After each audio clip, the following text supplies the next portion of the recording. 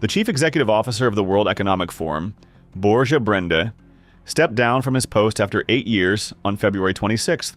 His resignation came after the organization launched an internal probe into his past ties with disgraced financier and convicted pedophile Jeffrey Epstein. Brende's exit from the organizer of the annual summit in Davos came less than a month after the DOJ released more than 3 million trove of Epstein files, which exposed that Norway's former foreign minister had stayed in touch with the American financier long after he was convicted of sex trafficking.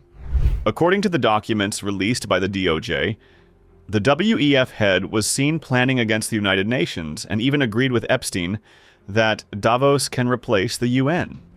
The WEF chief announced his exit after careful consideration and wrote, "Now is the right moment for the forum to continue its important work without distractions," in his statement. The forum stated in its statement that it honors his choice to resign and conveyed gratitude to Mr. Brende for his instrumental leadership during a pivotal period of reforms.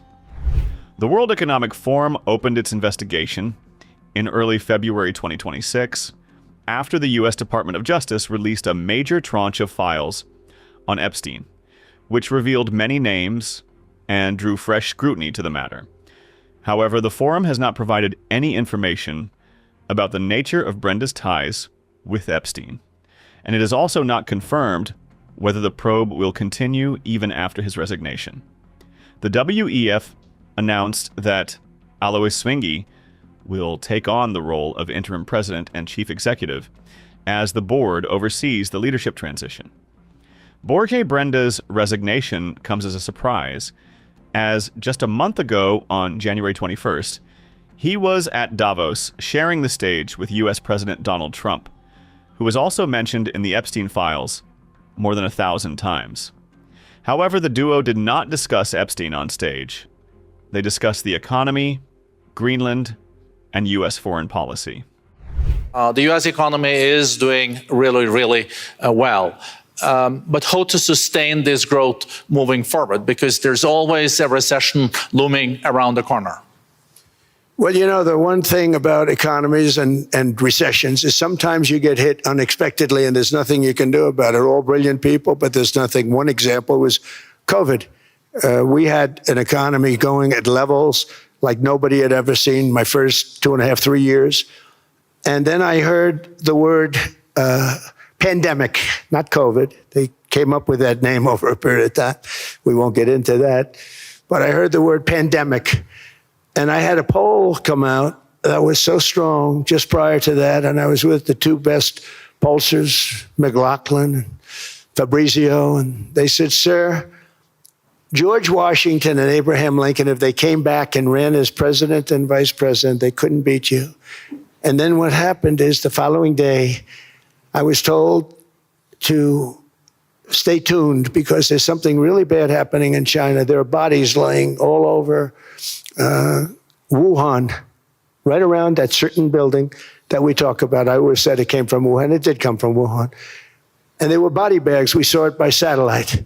And they said, there are strange things happening in China. And so it began. And we ended up with the COVID and the whole world suffered. We did a phenomenal job. I don't think we got the credit we deserved. We did something that Operation Warp Speed, which some people say was one of the greatest military feats ever. We did a great job. Used our military, used a lot of people. But sometimes you get hit with things, nothing you can do. You get hit with things like that unexpectedly. And we got through it. And when I left, the stock market was higher than it was previous to the COVID coming up. And I called it a great achievement. But things happen, bad things happen. The things that we can stop are wars if we're smart. That we can stop. Those are a matter of being intelligent and having intelligent people on the other side, because wars are the worst of all. Wars are worse than anything. But we can stop wars because that's sort of up to us. But things like dust flying in the air, wherever COVID comes from or whatever comes, sometimes you have to be a little bit lucky. But we are poised to have an economy like no other, not only in this country, but anywhere. And you know, when you hear the kind of numbers that I can tell you that Scott Bessent was with me the other day, and he's looking at numbers. He said, I can't. And that's all he's done his whole life, pretty much your whole life. Scott, you weren't going to be a football player, I don't think. Scott was not that great at football, but he was always good at numbers, right? And he was looking at numbers. He said, I've never seen anything like this. We're poised to do things that no other country's ever done. And, you know, luck, I hate to say it, but we need a little luck. We don't want to get hit by something that nobody could have thought. Whoever thought we were going to hit by a pandemic? You know, when I heard the word pandemic, I said, oh, that's an ancient problem. World War I, they lost 100 million people. It actually ended World War I. A lot of people don't know. The Spanish flu in World War I ended the war because all the soldiers were sick. The soldiers were so sick on both sides, and that war was raging, and they were all dying from the Spanish flu. They were sick as dogs. They couldn't fight. So, you know, you don't know how that would have turned out. But so we do, I mean, subject to that, and I always have to put a caveat in for it, but we're poised to have the greatest growth of any large country, I think any country that there's been. When you look at what's happening in the United States, it's really amazing. Thank you.